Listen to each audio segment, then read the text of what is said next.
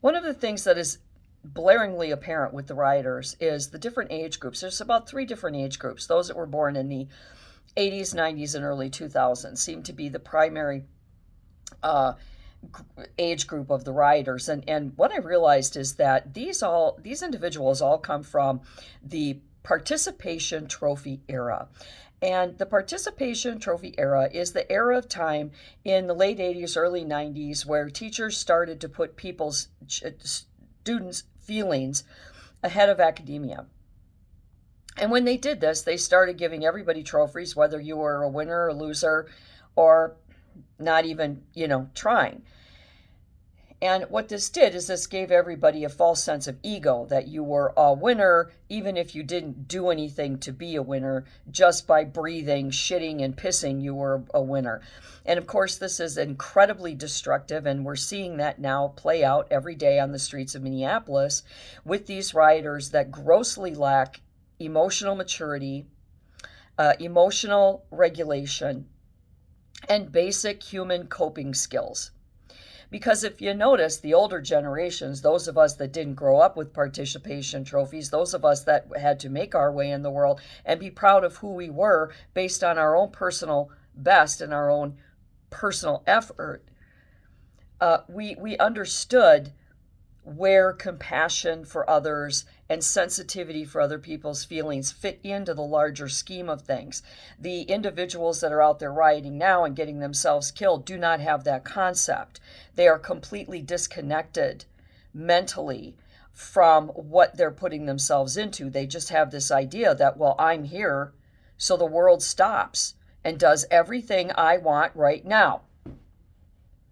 And it's this lack of mental acuity, this lack of maturity that is causing these people to do really stupid, reckless things like, show up to a place where you're not supposed to be, interfering with law enforcement and bringing a loaded gun while you're at it. So I wanted to give you a couple of suggestions. I have 3 books. They're very easy to read, short stories that you can probably read in an afternoon. You can get them on audio if you don't know how to read, because I know a lot of you don't. And this is actually fact. Actually, I just listened to a report on the national news how college professors are getting more and more frustrated because their college students can't read. Some of the college professors have actually resorted to having to sit down and read the books, read the lessons to their college students. There's a whole report on it. That they can't navigate a frickin' book.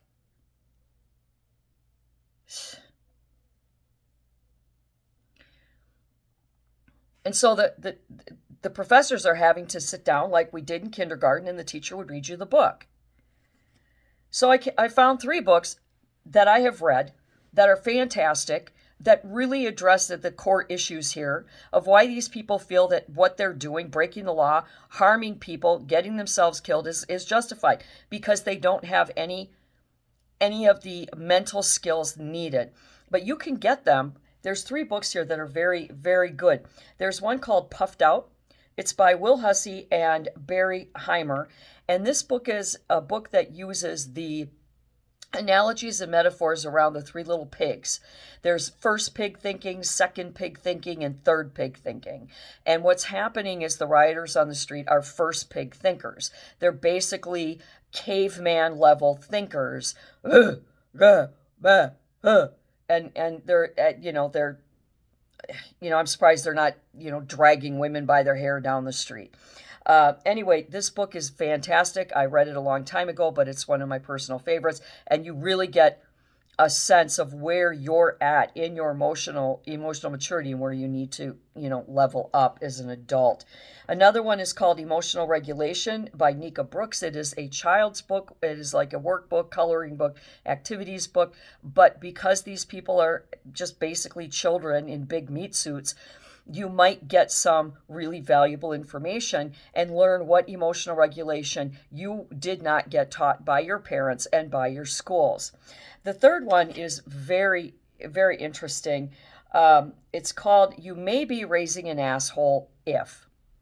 And the women that wrote this book, Sarah Anderson and Catherine Kui, are doctors, scientists, professors. They have degrees all over their walls.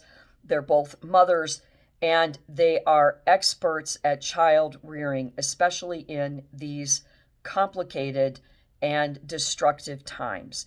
And this book really drills down how your parenting, putting your child first 24/7, giving the participation trophies, all of these things uh, are so destructive, and they're causing narcissistic people who have no coping skills to grow up to be narcissistic adults with no coping skills. And when you don't have coping skills, when you don't have a well-rounded emotional maturity about you when you reach adulthood, you can't navigate problem solving. And you most often will rely on destructive behaviors such as drug use, dangerous sexual practices, God knows what, to kind of alleviate that pressure valve there of you don't understand what's going on because the world is not falling at your feet and you don't know how to fix it. So I recommend these 3 books. I think that they're very valuable. The information is really important. And hell, I can just read them to you in a video if you want to, because apparently, according to college professors at Yale, Harvard, Princeton, I think it was, none of you know how to friggin' read. So every one of those teachers should be fired if you're still working. And they should be removed from college because that college money can go to somebody that actually earned it. But until then, yeah, these 3 books are fantastic. I have read them all. They are valuable even in today's climate, and it doesn't matter what age you are. The children's book is phenomenal, and it really does put into perspective, all 3 of them do, the ongoing mental illness problem that we have, and that has seemed to decide to focus specifically on Minneapolis. So let's get this healthy mindset going here and see if we can't stop some of this needless killing and these awful riots by giving people the skills they need to cope with the fact that it's none of your fucking business if law enforcement is serving a warrant. You have no right being there. Stand across the street and chant or raise a sign, but you don't have the right to approach them. And until next time, do good and be good.